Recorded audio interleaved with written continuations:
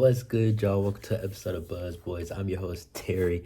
And today, man, we saw the Hornets move to a whopping 4-0 across all Summer League play. This was the first Las Vegas game. Um, got to see Brandon Miller play to a few people's surprise, got to see Nick Smith Jr. play well, played great, actually. Got to see our draft pick, Tidjane, hope I pronounced it right. He played great, man. In my eyes, anyway. From what I saw, I like what I saw from him. So I'm just overall happy, man. I'm just as happy as I can be, bro. Cause this shit means something to me, man. This shit means something to me, bro. At the end of the day, just seeing a bright future for the Hornets just makes me so happy, bro. Like, and then to hear Woj on the broadcast talking, highly about the team, it just meant a lot, man. Because I'm just seeing these guys, and I mean, all the other guys played great too. All the summer league guys played pretty good, but just focusing on Brandon, Nick, Tajon, Leaky, guys who might actually end up getting minutes for us this year. I liked everything I saw. First things first, Tajon, he started out on the bench. And I mean, he had a minutes restriction because of his injury, his leg laceration, which is just another word for a cut. Um, and to me, I was upset. I ain't like, the fact that he really came off the bench. I would like to see him out there with as much talent as possible so he can succeed, especially considering he's somebody who really kind of like isn't a primary ball handler. So I would have liked to seen him out there with Nick and Brandon and just other guys who could have, been threats and he could have got an opportunity earlier on in the game. And they eventually were on the floor together to close out the game in the fourth quarter. But I just thought that he should have got a better chance. In his first stint, I believe in the early second quarter. I don't think he played in the first quarter. I don't remember. But yeah, I didn't like that, man. He wasn't even the sixth man off the bench. That's what really bothered me. He wasn't even sixth man. He was like the ninth dude off the bench, ninth dude off the bench. And I'm like, yo, and like I get it, okay, minutes restriction, he's hurt, but it's like, what's the difference in him playing 3-4 minutes at the start of the game with the rest of the starters going to the bench? Then like, he still could play the same 14 minutes and it could have been staggered different. That was my problem. Um, but anyways, he ended up, getting minutes with Brandon, and that's really what I wanted to see the most, just how him and Brandon could play together. And I wanted to see him with Nick as well, so I got to see that. So I'm not too upset because he still played good and we still got a dub. So hopefully, we get to see his minutes increase as these next games go on. And I want to see us win a Summer League championship, man. I don't care. I ain't never seen the Hornets win shit. So I want it, bro. I don't know how many more games Brandon Miller's going to play, but we'll see. But if Brandon Miller plays all these games, we're winning the championship. I don't care. Anyways, moving on to Brandon, man. Go. It was just too easy for him, man. He was just out there just having fun, bro. 5 for 10 from three is what immediately just like, I mean, if you watch him shoot it, bro, he was shooting effortless. He wasn't thinking twice about it. He was just letting it fly, and he was cashing them, man. He had 23 points. He did have 7 turnovers, which is like, but like, I mean, he really was just out there having fun, bro. Not to say he wasn't trying, but it was just easy for him, man. He was just in a different league, man. You watched him, especially at the beginning of the game. And kind of like we kind of went a little stagnant and let the Knicks back into the game once Brandon kind of cooled down a little bit, but then Nick Smith stepped up. But yeah, man, it was just too easy for Brandon at certain points, bro. And that's what you want to see. I don't want to see you look like another Summer League guy. Nah, you should easily be the best person on the court, which I feel like he was today. Maybe besides Nick, because Nick was hooping too. Yeah, Nick was cooking, man. I think he had like 15 points in the first half, something crazy. He finished with 24 points, had 4 assists, efficient, 53% from the field, 44% from three. I liked everything I saw. He led the team in plus minus with 6. Actually, I'll take that back. Somebody had 8. But I loved everything I saw from Nick. And we all love what we saw from Nick because he dropped Buddy, Ty Washington, drop. Oh, he stepped back, dropped Buddy, catch a 3, and it was amazing, bro. I was losing my mind in the crib. I ain't gonna lie. I definitely posted it on Twitter. I posted it on Instagram. I was posting everywhere, bro. I don't give a fuck. I was turned, and And it was so perfect because it happened while they were interviewing Charles Lee on the broadcast. So Charles Lee, he's sitting there watching Saw It All, like, okay, that young man wants some minutes. So hey, I mean, I would like to see Nick Smith Jr. get a chance with this roster. I truly would, because he can blossom, and at the end of the day, we've paid LaMelo, we just paid Miles. We're gonna have to pay Mark at some point. We're gonna have to pay Brandon at some point. You want as many players as you can have that's good on cheap rookie deals. So yes, we need to develop Nick. We need to develop all the young pieces that we can, because if we really become a good team and we have to start paying everybody, bro, you're gonna want cheap players. You're gonna want them. But yeah, man, watching Nick drop, bro. Oh my God, I was in the crib, turn. Um, and also, man, Leaky Black hitting threes. That's major because, like, on the broadcast, they referred to Leaky Black as a shooter. And if you're a Carolina fan, that's crazy. You see what I got on. If you're a Carolina fan, hearing the words Leaky Black and 3-point shooter in the same sentence is major. Um, his defense has always been NBA level. You don't have to worry about that. He's always going to defend without fouling. He's going to hit the boards. 6 points, 7 rebounds, 2 assists, a steal. Um, no fouls. Defends without fouling. He's a defender. He's a glue guy. He's a perfect cheap glue guy for us. Honestly, I would like to see him in the rotation, taking Cody's role. To be honest, bro. And I mean, he went 2 for 4 from three, and it's like, if he can do that for us while playing great defense and bringing some energy, I'd love to have Leaky on the team on some cheap contract shit, contribute. Because like I said, bro, when you get to paying everybody, you gonna want some cheap guys that just do their role. I promise you. Um, so I was very happy to see Leaky, knock down some threes today, because it's like, okay, that's all his game was truly ever missing.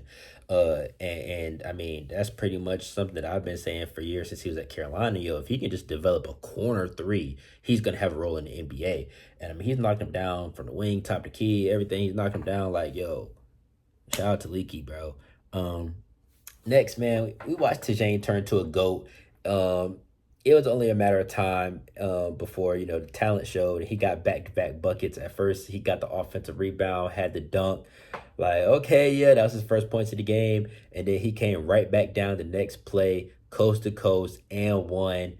And it was like, we drafted fucking Giannis. We drafted Giannis. We're turned. I apologize for the profanity in this episode, but I'm turned up, I'm turned up. I already had tweeted earlier that my emotions was going to show, and this this means something to me, man. So I apologize for the profanity, but hey, it just is what it is for tonight.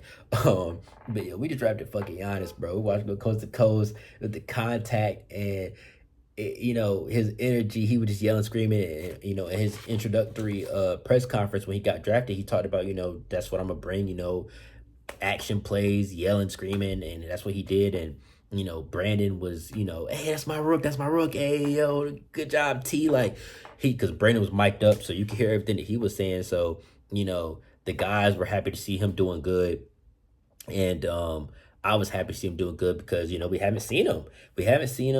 And then so he's coming off the bench, and he's everything's coming out of everybody's head and mouth, like, like, oh my God, he's going straight to the G League. Oh my God, da da da.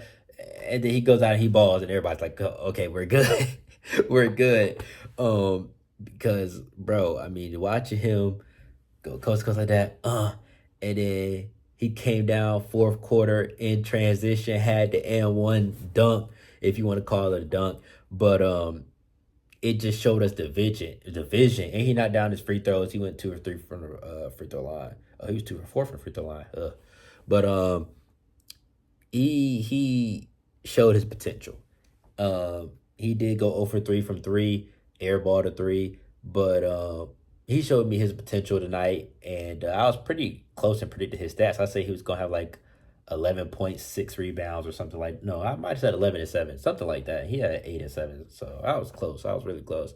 But yeah, man, he impressed me in the time that he played. He only played 14 minutes. I mean, that's his second least time out of everybody, compared to Raekwon Battle, who played 4 minutes. But the next closest person played 12 minutes. So, I mean, hopefully next game we can see him play 20 plus minutes. I loved his energy, all of that. And he only had one foul, so I mean, he did good, man. I'm happy, bro. Because the whole time watching him, I'm just envisioning him beside LaMelo or just other NBA capable talent, similar to how we saw with Brandon Miller last year in the summer league. And Brandon struggled his first few games, but you know, he ended up having a few games where he showed out in the summer league. But once he got on a real Hornets roster and got beside NBA talent, you know, his real, you know, talent shows. So that's just what I'm waiting on with Tajon. Like, yo, let's see him beside guys like just in transition. You got LaMelo able to pass, Brandon able to pass. I mean, Miles can pass. I mean, then whoever else would be out there, Nick Smith Jr., Trey Man, Josh Green. I'm just thinking about just the fast breaks and just the movement. But anyway, getting back to Nick Smith, you know, he had the clutch up and under lay. Like Nick Smith, like I said, when we kind of started out in that fourth quarter and Knicks were crawling back, he was just hooping. Nick was just there. Nick was there. He had the clutch up and under lay. That joint was tough. And then he came back with the clutch three. And bro, like Nick stepped up. Nick just stepped up, bro. Like he did everything he needed to do to win us this game. And then Brandon fumbled the ball out of bounds, and it was like, yo, oh my god.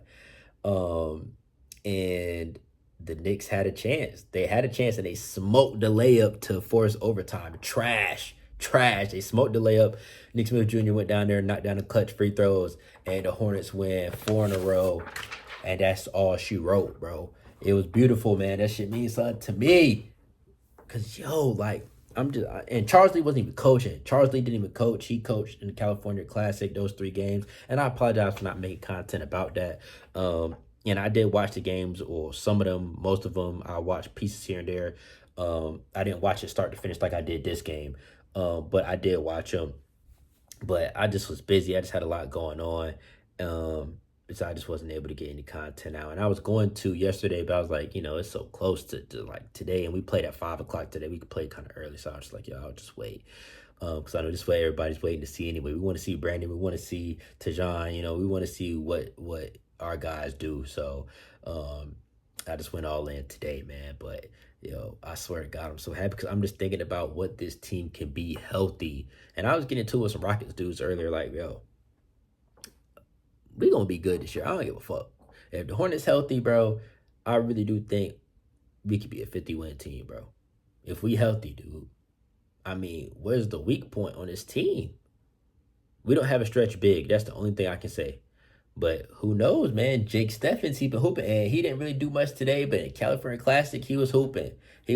So, you know, definitely keep my eye on him going forward just to see if he can really be a two-way candidate, somebody who can, you know, we can actually invest in as an organization. Because, I mean, we need a big that can shoot the ball, and he was lighting it up in California Classic. So we'll see, you know, what he does moving forward.